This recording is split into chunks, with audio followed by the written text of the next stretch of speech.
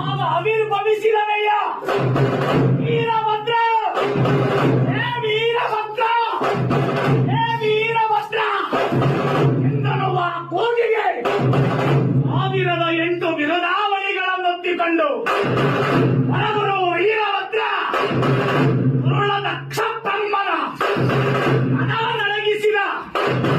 ಈ ವೀರಭದ್ರ ಕ್ಷೇತ್ರದ ಕ್ಷೇತ್ರ ಪಾಲಕನಾದ. ಈ ತಿಂಗಳು ಎಂಬ ಸುಗ್ರಾಮದಲ್ಲಿ ಅನಾದಿ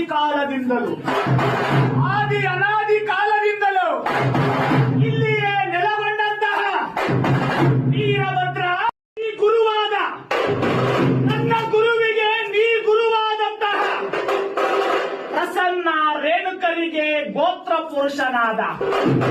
ಹೇ ವೀರಭದ್ರ, ಹೇ ವೀರಭದ್ರ ಎಂದೆನ್ನುವ ಕೂಗಿಗೆ ಒಲರೇ ಮದನ ವೈರಿಯ ಮುಂದೆ ಒದಗಿ ಓಮವನಿಟ್ಟಲು.